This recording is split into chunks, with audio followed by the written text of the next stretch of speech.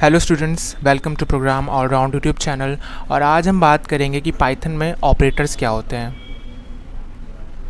चलिए स्टार्ट करते हैं।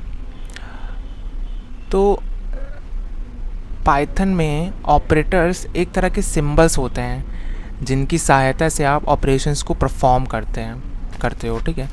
अब ऑपरेशंस जो अब मैंने बात की ऑपरेशंस की, ऑपरेशंस कुछ भी हो सकता है, लाइक समथिंग कुछ मैंने x प्लस वाई किया प्लस z कर दिया, तो ये हमारा क्या हो गया, ये एक तरह का ऑपरेशंस हो गया जिसमें हमने ऑपरेटर्स का यूज़ किया है। ठीक है। तो जो ये सिंबल्स हैं, मैंने कहा ना, जो ऑपरेटर्स आर द सिंबल्स, ये क्या एक तरह के सिंबल्स होते हैं जिनकी सहायता से आप ऑपरेशंस एक परफॉर्म करते हो। ठीक है। ये पूरा ऑपरेशन है और ये मैंने क्या है, सिंबल का यूज़ किया है। ठीक है। और ये जो पाइथन में आप समझते हो कि ये ऑपरेटर जो एक टॉपिक होता है, बहुत ही इंपॉर्टेंट टॉपिक होता है किसी भी प्रोग्रामिंग लैंग्वेज में। ठीक है। या आप सी पढ़ो या सी प्लस प्लस पढ़ो, जो ऑपरेटर्स का टॉपिक होता है बहुत ही इंपॉर्टेंट होता है, क्योंकि आप आगे जो भी प्रोग्राम आप लिखोगे, जो भी कोड आप करोगे, वो इनके बेसिस पे ही करोगे। ठीक है। तो ऑपरेटर एक बहुत ही इंपॉर्टेंट टॉपिक होता है किसी भी प्रोग्रामिंग लैंग्वेज में। ठीक है। तो जैसे हमने बात किया कि ऑपरेटर इस तरह के सिंबल्स होते हैं जिनकी सहायता से आप ऑपरेशंस को परफॉर्म करते हो। ठीक है। ऑपरेशंस को कोई भी हो सकता है, जस्ट लाइक दिस। ठीक है। अब बात कर लेते हैं कि कितने टाइप्स के होते हैं। तो ऑपरेटर्स जो हमारे बेसिकली होते हैं वो पाइथन में, वो बेसिकली क्या है, 6 टाइप्स के हैं। ठीक है। कौन कौन से हैं? पहला है अरिथमेटिक ऑपरेटर। ठीक है। पहला कौन सा हमारा अरिथमेटिक ऑपरेटर, दूसरा असाइनमेंट ऑपरेटर, तीसरा है रिलेशन ऑपरेटर, चौथा है लॉजिकल ऑपरेटर, पांचवा है इंक्रीमेंट डिक्रीमेंट और लास्ट है ड्यूअल स्पेशलाइजेशन। इसको हम एक एक करके समझेंगे। ठीक है। एक एक करके समझते हैं। चलिए स्टार्ट करते हैं। पहला है हमारा अरिथमेटिक ऑपरेटर। तो इस ऑपरेटर का यूज़ हम कॉमन मैथमेटिकल ऑपरेशंस को परफॉर्म करने के लिए करते हैं। Common mathematical operations just like कि आप एडिशन करते हो, सब्ट्रैक्शन करते हो, तो इसमें वही है। जैसे कि आपने पहला क्या देखा, एडिशन।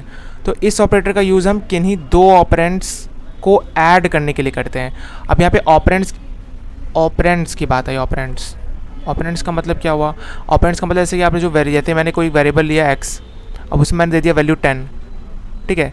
तो ये जो आपका x है और ये जो आपका वैल्यू है, ये तो वैल्यू हो गई। अब ये x है, ये आपका क्या है, ऑपरेंड है। ठीक है। जो वेरिएबल होता है हमारा, वो आपका ऑपरेंड होता है। ठीक है। जैसे सपोज़ मैंने क्या किया यहाँ पे, जैसे मैंने यहाँ पे क्या किया, x, यहाँ पे क्या किया मैंने, अब x प्लस वाई किया, तो ये बता रहा है ना कि ऑपरेटर्स का यूज़ हम इस ऑपरेटर का यूज़ हम किन्हीं दो ऑपरेंड्स को ऐड करने के लिए करते हैं। जैसे यहाँ पे ये एक ऑपरेंड है और ये दूसरा ऑपरेंड है, और ये मैंने क्या किया है, ये मैंने प्लस एडिशन, जो मैंने प्लस ऑपरेटर का यूज़ किया है, इस साइन ऑपरेटर का यूज़ करके मैंने क्या किया, दो ऑपरेंड्स को मैंने क्या किया है, ऐड किया है। तो ये हमारा क्या है, ऑपरेंड हो गया। ये एक्स और वाई हमारा ऑपरेंड हो गए, और ये जो एक्स, ये प्लस है, ये हमारा ऑपरेटर है। ठीक है। जैसे मैंने दिखाया कि यहाँ पे मैंने क्या किया, यहाँ पे मैंने एक a वेरिएबल लिया जिसमें मैंने 5 दिया है, जिसमें एक, और एक b लिया जिसमें मैंने 6 दिया है। अब दोनों को मैंने क्या किया है, ऐड किया है। ठीक है। By using plus operator. ठीक है। अब दूसरा हमारा कौन सा है, दूसरा हमारा है सब्ट्रैक्शन। अब इस ऑपरेटर का यूज़ हम किन्हीं दो ऑपरेंड्स को सब्ट्रैक्ट करने के लिए करते हैं। जैसे बताया कि सेम एज़ मैंने एडिशन बताया था, वैसे इसमें भी होगा। जैसे कि मैंने a माइनस बी किया, अब ये जो a b जो है, ये हमारे ऑपरेंड होगा, और ये हमारा क्या हो गया, सिंबल, ये हमारा ऑपरेटर हो गया। ठीक है। बताया ना, जैसे डेफिनेशन से देख रहे हो आप कि इस ऑपरेटर का यूज़ हम किन्हीं दो ऑपरेंड का मतलब कि a और b, ये ऑपरेंड हो गए, को सब्ट्रैक्ट करने के लिए करते हैं। Subtract by using subtract minus operator. ठीक है। इस ऑपरेटर का यूज़ करके हम दो ऑपरेंड्स को सब्ट्रैक्ट करते हैं। ठीक है। जैसे सपोज यहाँ पे एग्जांपल मैंने लिया हुआ है, a को मैंने 6 लिया हुआ है, b को मैंने 3 लिया हुआ है, और मैंने दोनों को क्या किया है, a माइनस बी सब्ट्रैक्ट किया हुआ है। ठीक है। जो हमारा आंसर आएगा वो यहाँ पे गलत हो गया है, 6 माइनस 3 है, यहाँ पे आना चाहिए 3। ठीक है। तो यहाँ पे जो आंसर आएगा वो हमारा आएगा 3। ठीक है। तो ये हमारा सब्ट्रैक्शन हो गया। अब आता है मल्टीप्लिकेशन। तो इस ऑपरेटर का यूज़ हम किन्हीं दो ऑपरेंड्स को मल्टीप्लाई करने के लिए करते हैं।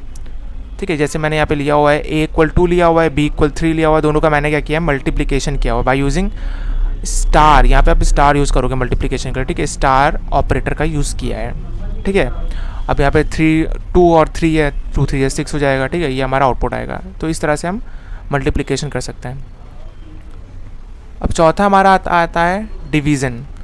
डिवीज़न का ऑपरेटर, अब इस ऑपरेटर का यूज़ हम किन्हीं दो ऑपरेंड्स को डिवाइड करने के लिए करते हैं, ठीक है। और मैंने जैसे एग्जांपल सपोज लिया हुआ है a = 6 लिया हुआ है, b = 2 लिया हुआ है, और मैंने a divided by 2 by using divide वाला सिंबल, आप जो भी आप डिवाइड करते हो तो आपको ये वाला साइन यूज़ करना होगा, ये वाला ऑपरेटर यूज़ करना पड़ता है, ठीक है।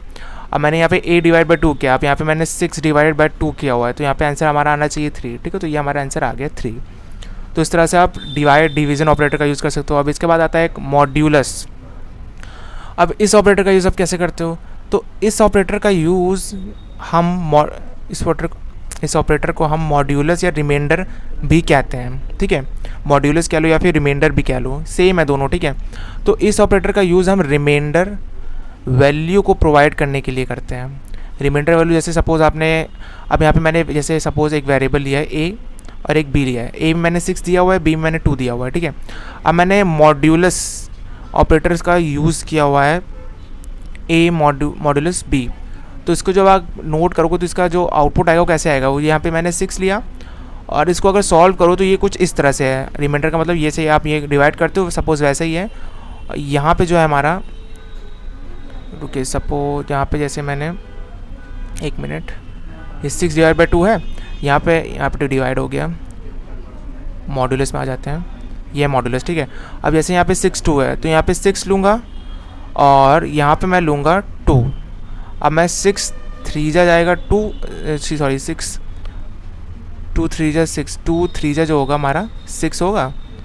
अब मैं डिवाइड करूँगा तो यहाँ पे 0 आएगा, तो ये हमारा जो रिमाइंडर आएगा वो ये आएगा, ठीक है। तो ये हमारा रिमाइंडर 0 है, तो यहाँ पे जिसका आंसर आएगा वो आउटपुट आएगा हमारा 0। तो इस तरह से ये होगा काम, मतलब कि मॉड्यूलस का मतलब हुआ कि अगर हम डिवाइड करते तो डिवाइड हमारा क्या आता, डिवाइड हमारा 3 आता, ठीक है, 3 आता।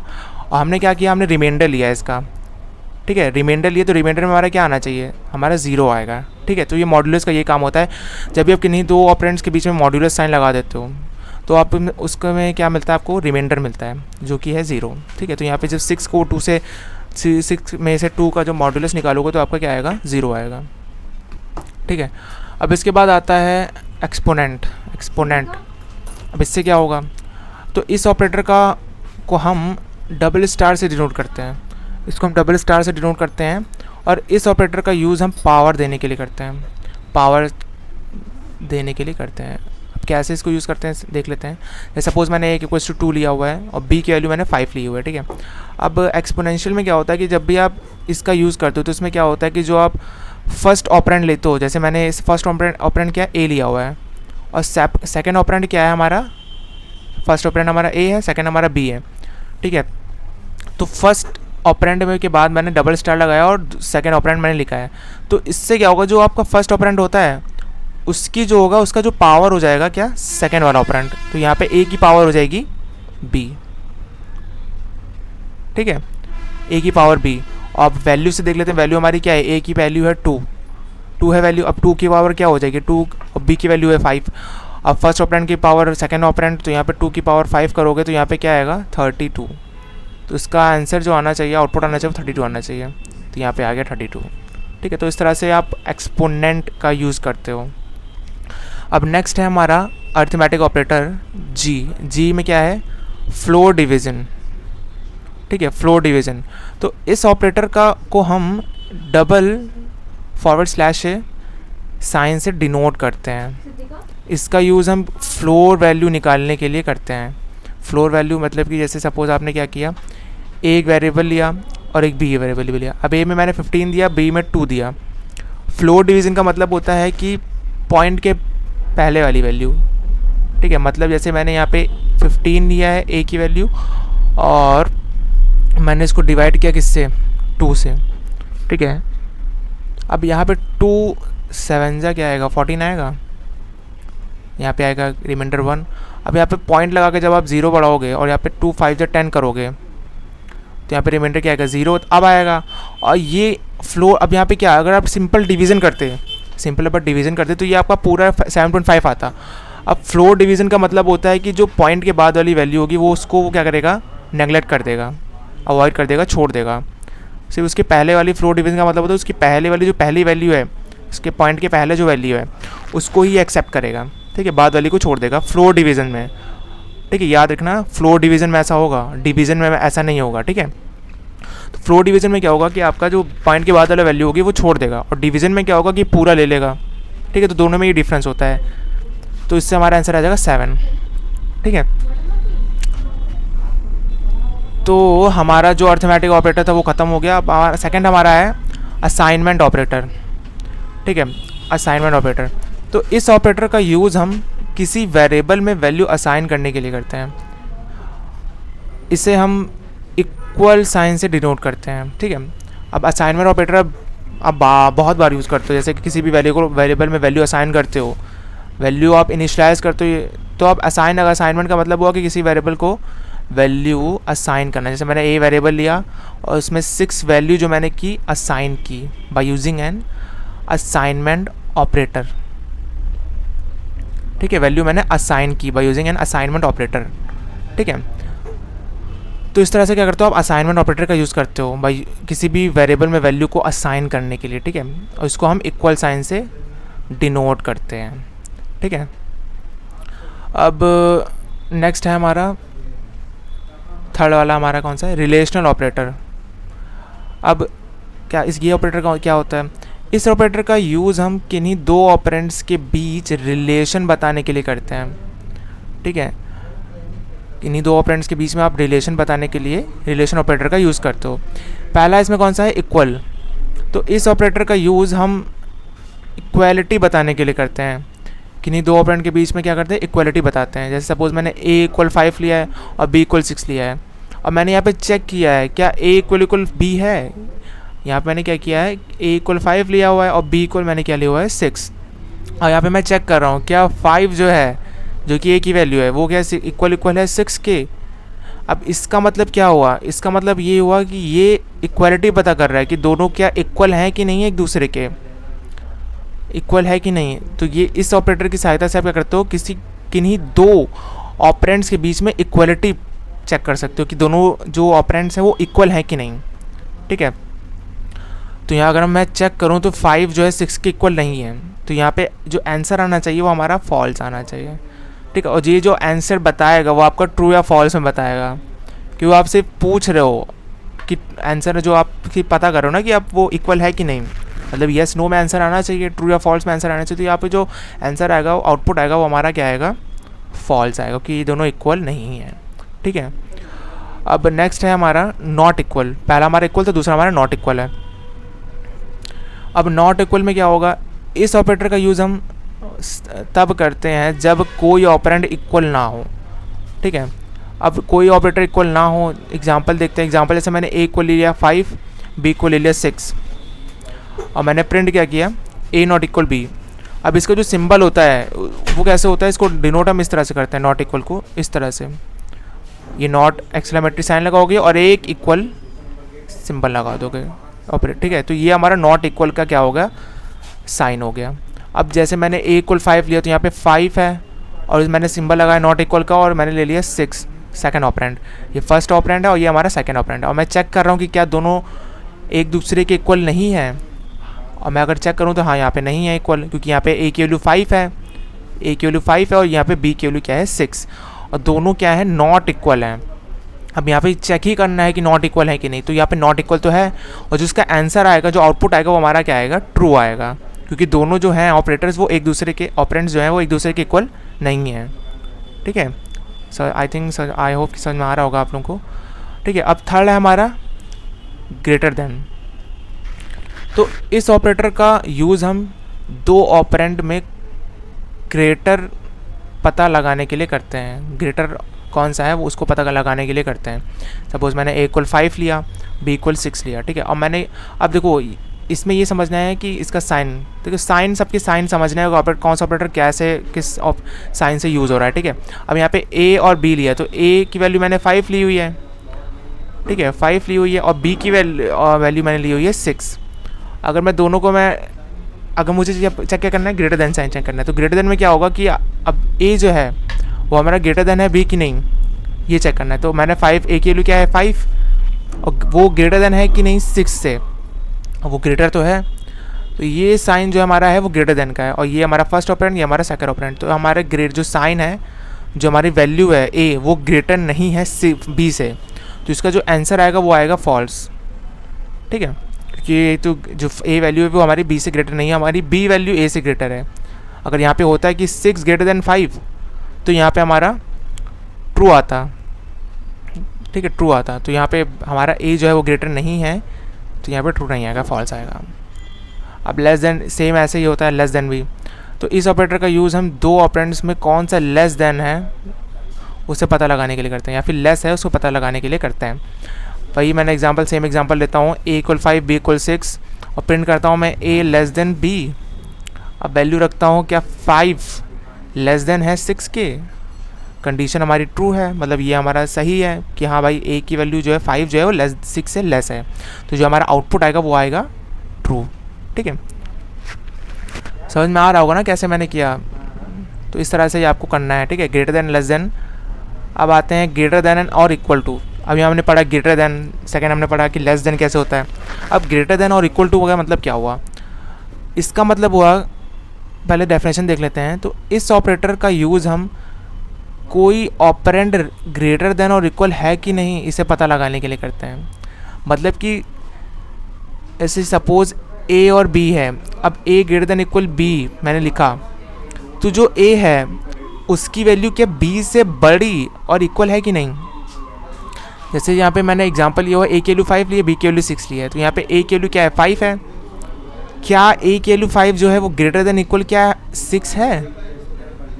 अब ग्रेटर तो है नहीं और इक्वल भी नहीं है, समझ में आ रहा होगा ना कि ग्रेटर भी नहीं है और इक्वल भी नहीं है। तो यहाँ पे जो a की वैल्यू है वो b से बड़ी भी नहीं है, छोटी, इक्वल भी नहीं है। तो यहाँ पे जो आंसर आएगा वो हमारा क्या आएगा, आंसर आएगा हमारा फॉल्स। ठीक है, आंसर हमारा फॉल्स आ गया। तो इस तरह से आप कर सकते हो। यहाँ पे ग्रेटर देन और इक्वल का मतलब क्या हुआ, ठीक है, कि मतलब ग्रेटर देन इक्वल का मतलब यही हुआ कि आप ग्रेटर देन भी चेक करो और इक्वल, मतलब ग्रेटर भी होना चाहिए, इक्वल भी होना चाहिए। ठीक है, दोनों कंडीशन सेटिस्फाई करना चाहिए। अब इसी तरह से सेम क्या है, लेस देन और इक्वल टू। तो इस ऑपरेटर का यूज़ हम कोई ऑपरेंड लेस देन और इक्वल है कि नहीं इसे पता लगाने के लिए करते हैं। तो सेम वैसा ही है, करना क्या है, यहाँ पे क्या किया है, a less than equal b किया हुआ है। तो यहाँ पे a की वैल्यू क्या है 5 और b की वैल्यू क्या है 6।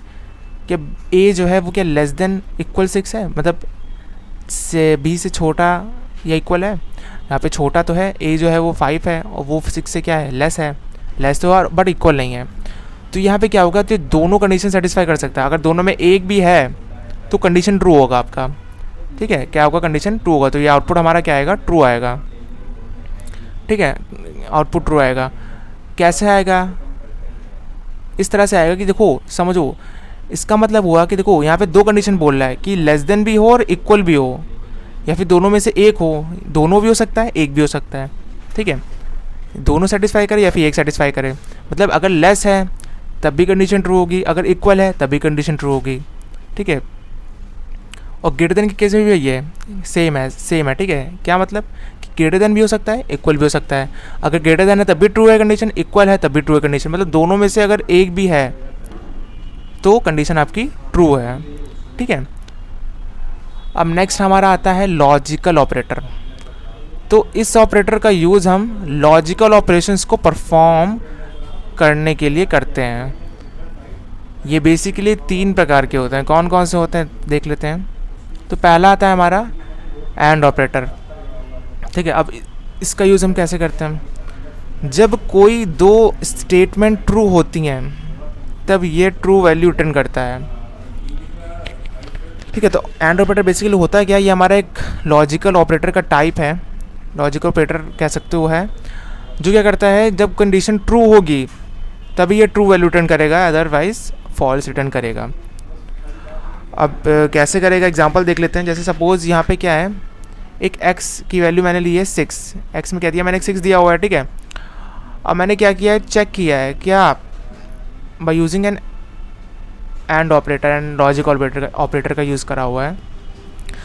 जब अब पूछा है कि क्या x की वैल्यू 4 से बड़ी है एंड x की वैल्यू क्या लेस 8 से छोटी है, मतलब इसमें क्या होना चाहिए, दोनों जो स्टेटमेंट्स है ट्रू होनी चाहिए, तभी ये क्या करेगा, आउटपुट ट्रू देगा। मतलब कि क्या एक्स की वैल्यू क्या है 6, क्या 6 जो है वो क्या ग्रेटर देन 4 एंड 6 क्या वो लेस देन 8 है, ये पूछ रहा है। क्या 6 की वैल्यू 4 से बड़ी है? हाँ 4 से तो बड़ी है, क्योंकि 6 और 4 मतलब 6 तो ग्रेटर है 4 से, ठीक है। अब ये पूछ रहा है कि क्या 6 जो है वो लेस देन 8 है, ये भी ट्रू है कि हाँ 6 की वैल्यू 8 से भी लेस है।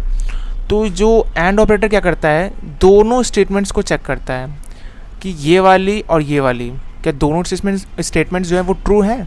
जब ट्रू होंगी तभी ये आउटपुट क्या देगा, ट्रू रिटर्न करेगा, अदरवाइज क्या करेगा, फॉल्स रिटर्न करेगा, ठीक है। अगर ग्रेटर देन होगा मतलब सेटिस्फाई करेगा दोनों कंडीशन, तब एक नहीं सेटिस्फाई करनी चाहिए, दोनों कंडीशन सेटिस्फाई करनी चाहिए, तब ये क्या करेगा, आउटपुट आपको ट्रू रिटर्न करेगा, अदरवाइज फॉल्स रिटर्न करेगा, ठीक है, ट्रू होगा, ठीक है। तब तो ये होता है हमारा एंड ऑपरेटर। अब नेक्स्ट हमारा आता है और ऑपरेटर।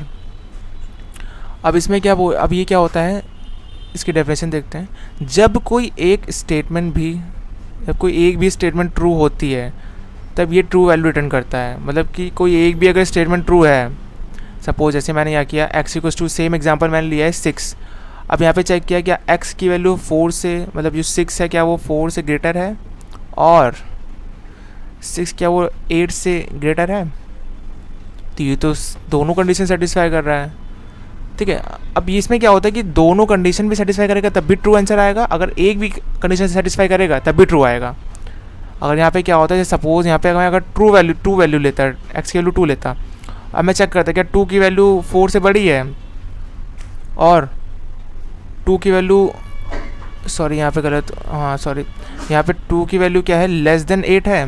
इस तरह की कंडीशन कोई बनाता मैं यूजिंग और ऑपरेटर। क्या मैंने क्या पता चेक किया, क्या 2 की वैल्यू 4 से बड़ी है, 4 से तो छोटी है, और मैंने चेक किया कि क्या 2 की वैल्यू 8 से छोटी है बाय यूजिंग लेस ऑपरेटर, ठीक है, लेस देन ऑपरेटर का यूज़ किया हुआ है। तो यहाँ पे क्या किया मैंने, चेक किया कि क्या 2 की वैल्यू 4 से बड़ी है, 4 से तो बड़ी नहीं है, 8 से छोटी है।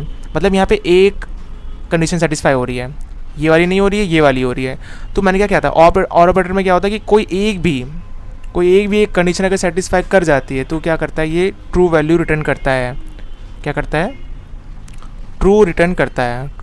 इसका आउटपुट देख लेते हैं, तो यहाँ पे आपको ट्रू ही मिलेगा, ठीक है। ट्रू कैसे मिलेगा, क्योंकि यहाँ पे दोनों कंडीशंस सेटिस्फाई कर रही हैं, ठीक है। अब नेक्स्ट देखते हैं, नेक्स्ट हमारा कौन सा है, नेक्स्ट है हमारा नॉट ऑपरेटर। अगर रिजल्ट ट्रू होता है तो यह फॉल्स रिटर्न करता है, अदरवाइज ट्रू रिटर्न करता है। मतलब एक तरह से वाइस वर्सा, मतलब एक ऑपोजिट होता है एक तरह से। लाइक कि मैंने एक =4 लिया हुआ है वैल्यू, ठीक है। अब यहाँ पे मैंने क्या किया, नॉट ऑपरेटर लगाया हुआ है, और मैंने चेक किया है, कंडीशन क्या लगाई है कि x की जो वैल्यू वो क्या 3 से बड़ी है, एंड x की वैल्यू क्या है 10 से छोटी है। जैसे सपोज मैंने x की वैल्यू क्या ली, सॉरी यहाँ पे मैंने क्या किया, वेरिएबल मैंने यह गलत ले लिया है, यहाँ पे x होगा, ठीक है, यहाँ पे x होगा। अब मैंने क्या किया, x की वैल्यू क्या है 4 ग्रेटर देन 3 है, एंड 4 लेस देन 10 है, ये मैंने चेक किया हुआ है। अब यहाँ पे मैंने क्या है, नॉट ऑपरेटर लगाया हुआ है, ठीक है, नॉट ऑपरेटर लगाया हुआ है, मैंने वैल्यू चेक करी है। अब यहाँ चेक करें कि 4 की वैल्यू 3 से बड़ी है, हाँ 3 से तो बड़ी है, एंड 4 की वैल्यू 10 से छोटी है, 4 से तो बड़ी है, और 10 से क्या है, 10 से भी लेस है। तो एंड ऑपरेटर में क्या होगा, एंड ऑपरेटर सेटिस्फाई कर रहा है, तो एंड ऑपरेटर क्या करेगा, दोनों कंडीशन ट्रू, तो क्या ये ट्रू रिटर्न करेगा, ट्रू रिटर्न करना चाहिए, क्योंकि हमारा एंड ऑपरेटर लगा है और दोनों कंडीशन भी क्या कर रही है, सेटिस्फाई कर रही है। तो एंड ऑपरेटर क्या करेगा, ट्रू रिटर्न करेगा। अगर सिर्फ एंड ऑपरेटर लगाओ तो तब ट्रू होता। अब यहाँ पे मैंने क्या किया है, नॉट ऑपरेटर लगा दिया है। इसका मतलब क्या होगा, अगर यहाँ पे जो वैल्यू आएगी उसकी ऑपोजिट ही वैल्यू आपको आउटपुट में मिलेगी। लाइक कि अगर यहाँ पे ट्रू है तो आउटपुट में हमारा फॉल्स मिलेगा, और अगर यहाँ पे फॉल्स होता तो आउटपुट में हमारा ट्रू मिलता। तो नॉट ऑपरेटर ये करता है, क्या करता है, ऑपोजिट काम करता है कि अगर ट्रू वैल्यू है तो फॉल्स रिटर्न करेगा, फॉल्स है तो ट्रू रिटर्न करेगा, ठीक है। तो ये हमारा क्या होता है, नॉट ऑपरेटर, ठीक है। अब नेक्स्ट हमारा क्या है, नेक्स्ट हमारा है इंक्रीमेंट डिक्रीमेंट ऑपरेटर। तो इस ऑपरेटर का यूज़ हम किसी वैल्यू में इंक्रीमेंट या फिर डिक्रीमेंट के लिए करते हैं यूज़। ठीक है। सपोज जैसे मैंने x इक्वल टू मैंने 5 वैल्यू ली है। अब इसमें मैंने क्या किया है, x इक्वल x+1 किया है और x इक्वल x-1 किया है। अब x की वैल्यू में क्या किया है, मैंने एक इंक्रीमेंट किया है और x की वैल्यू में मैंने क्या किया, एक डिक्रीमेंट किया है। ये कह सकते हो आप कि मैंने प्लस ऑपरेटर की सहायता से क्या किया, एक इंक्रीमेंट किया है x में, और एक माइनस ऑपरेटर की सहायता से क्या किया, एक डिक्रीमेंट किया है। ठीक है। जो x की वैल्यू क्या थी, 5 थी। अब इसको अगर इंक्रीमेंट करोगे तो एक बार 6 आएगा और एक बार क्या आएगा, 4 आएगा। 4 क्या आएगा, हाँ 4 आएगा। ठीक है, क्योंकि वैल्यू हमारी 5 है, तो पहले में 6 आएगा, दूसरे में 4 आएगा। ठीक है। तो इंक्रीमेंट डिक्रीमेंट ऑपरेटर का यूज़ हम इसीलिए करते हैं किसी भी वैल्यू में इंक्रीमेंट या फिर डिक्रीमेंट करने के लिए। ठीक है। अब लास्ट हमारा कौन सा है, ड्यूअल स्पेशलाइजेशन ऑपरेटर। ठीक है। ये जो होते हैं वो थोड़े डिफरेंट होते हैं, इनको समझना होता है कैसे। अब जैसे सपोज मैंने क्या किया, x + = 5 किया है, तो इसका जो मीनिंग होगा वो क्या होगा, इसका मीन्स होगा कि x = x+5। कहीं पे अगर ऐसे x की वैल्यू यहाँ पे मैंने 5 दी हुई है और मैंने कर दिया x + 5, तो इसका मतलब क्या हुआ, इसका मतलब यही हुआ कि आप में क्या करना है कि x में क्या करना है, एक इंक्रीमेंट करना है वैल्यू को। यही चीज़ मैंने इस फॉर्मेट में लिखी हुई है। दोनों का मीनिंग सेम है, बस मैंने लिखा उसको इस फॉर्मेट में है। ठीक है।